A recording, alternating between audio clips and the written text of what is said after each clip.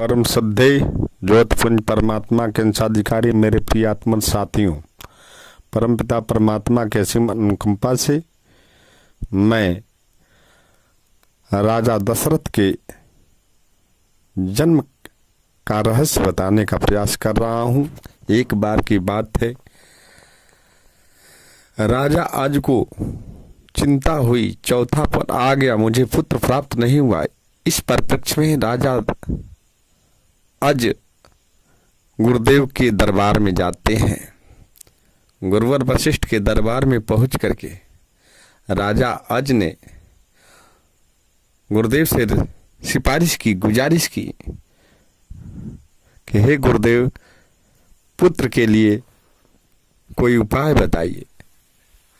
राजा अज से गुरुदेव वशिष्ठ कहने लगते हैं, हे राजन, अगर तुम्हें पुत्र चाहिए इसके लिए यज्ञ करना होगा। गुरुदेव, यज्ञ करवाने का प्रयास कीजिए। यज्ञ हुई।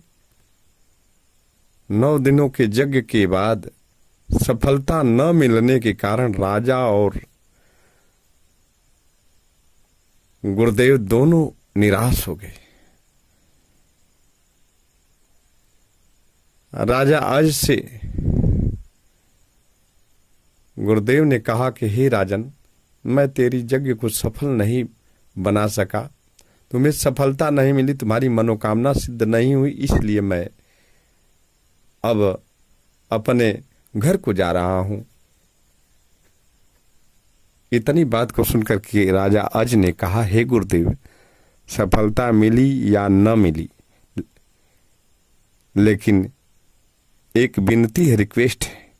आपने मेरा यज्ञ करवाया है तो आप मुझसे गुरुदक्षिणा ले लीजिए। गुरुवर वशिष्ठ ने कहा, राजन, जब तुम्हारा काम पूरा नहीं हुआ तो मैं गुरुदक्षिणा भी नहीं लूंगा।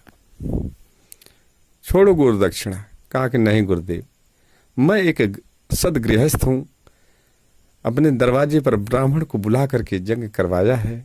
अगर गुरुदेव आपको मैं नहीं दूंगा तो मुझे सदगृहस्थ से च्युत होना पड़ेगा, इसलिए आप कुछ ले लीजिए। कहा कि राजन, ऐसी बात है तो हमें गुरुदक्षिणा के रूप में अपनी मेहनत की कमाई का कुछ अंश दे दो। तो राजा ने कहा कि गुरुदेव, थोड़ा रुकिए, मैं अपनी मेहनत की कमाई का कुछ अंश जरूर दे दूं ताकि मैं गुरु ऋण से उऋण हो जाऊं। इतनी बात को सुनकर के राजा अपने महलों के अंदर जाते हैं, खजाना में देखने लगते हैं कि मैंने कौन सी वस्तु मेहनत से कमाया है ताकि मैं गुरुदेव को वह दक्षिणा के रूप में दे सकूं। देखते देखते बहुत समय बीत गया। मैं समझ में नहीं आया कि मैं क्या अपनी मेहनत से कमाया है। अंततोगत्वा उन्होंने निर्णय लिया। उसी रात्रि को महल से बाहर निकल जाते हैं और जंगल में जाते हैं। जंगल में जाकर के एक पेड़ पर चढ़ जाते हैं, लकड़ी तोड़ते हैं और गट्ठर बनाते हैं। गट्ठर बना करके अपने राज्य की सीमा में ले आकर के रख देते। अभी अंधेरा ही था, तब तक एक ग्राहक पहुंच गया। कहा कि अपने गट्ठर की कीमत बताओ। राजा ने झट उस व्यक्ति से कहा कि अपनी मेहनत की कमाई का कुछ भैया अंश दे दो, यह लकड़ी का गट्ठर ले जाओ। इतनी बात को सुन करके उसने 1 रुपया सोने का 1 रुपया सिक्का प्रदान किया। राजा सहर्ष लेते हैं और अपने महल को आते हैं। गुरुदेव रुके ही थे। गुरुदेव के पास जाते हैं और देने लगते हैं। गुरुदेव, लीजिए, मैंने यही मेहनत से केवल कमाया है। गुरुदेव सहर्ष लेते हैं और अपने घर को जाते हैं।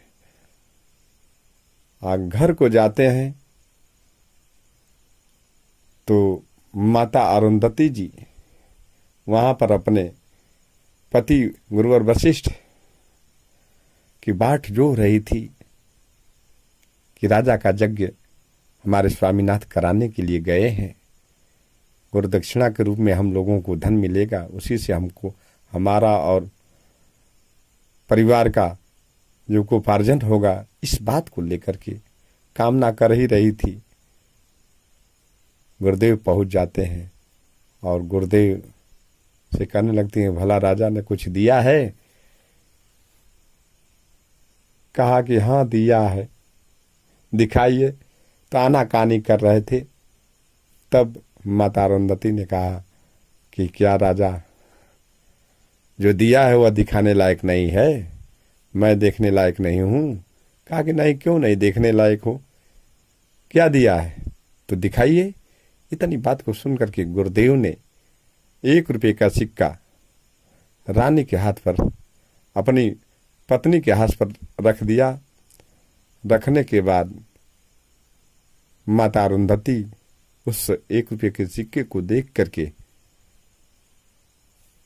डिस्टर्ब होती हैं और कहने लगती हैं, भला राजा को शर्म नहीं आई? हे स्वामीनाथ, भला राजा को शर्म नहीं आई कि आपको उसने यज्ञ के दक्षिणा के रूप में 1 रुपया दिया है? क्रोध में आकर के उस सिक्का को घुमा करके फेंक दिया। वह राजा के सीमा में गिरा। जहां सिक्का गिरा, ईश्वर की माया, कहीं धूप कहीं छाया, वहीं पर एक पौधा ने जन्म लिया। वह पौधा बढ़ करके वृक्ष बना। जब वृक्ष बना तो उसमें फल लगने को हुआ, तो सोने का मुकुट लगने लगा फल के रूप में। कौतूहल का विषय पूरे राज्य में बन गया। सब लोग देखने को आने लगे। राजा के कानों में खबर गई, राजा भी देखने के लिए आए। उन्होंने देखा, भला वृक्ष, पेड़ सोने का मुकुट फल रहा है। उस मुकुट को तोड़वा करके अपने खजाना में रखवा दिया।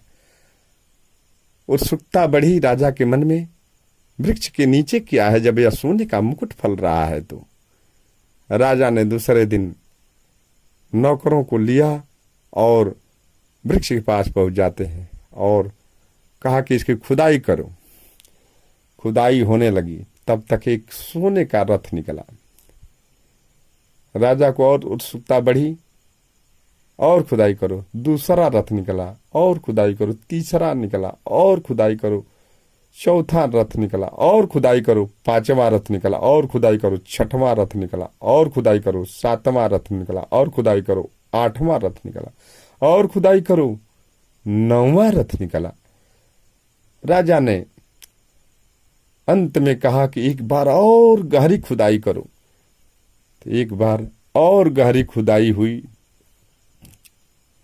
तो 10वां रथ निकला। उसी 10वें रथ पर एक नन्हा सा मुन्ना सा बालक खेल रहा था। रथ समेत उस बालक को राजा आज अपने महल दरबार में लाते हैं और वही बालक का पालन पोषण करते हैं। उसी बालक का नामकरण करते हैं। किस रूप में? उस बालक का नाम हुआ राजा दशरथ। 10वें रथ पर पैदा होने के कारण उस बच्चे का नाम दशरथ पड़ा। वही बालक आगे चल करके भगवान के पिता के रूप में चरितार्थ हुए। इस प्रकार से दशरथ जी का अद्भुत रहस्यमय इतिहास शायद बहुत कम ही मिलता है। धन्यवाद। अगर इस वीडियो को आपने सुना है, जाना है, तो कम से कम अधिक से अधिक शेयर कीजिए, लाइक कीजिए और हो सके तो सब्सक्राइब करें और घंटी भी बजा दें। यह वीडियो पूरे संसार में करंट की भांति फैल जाए। जय श्री राम। जय राम जी की जय। माता दी।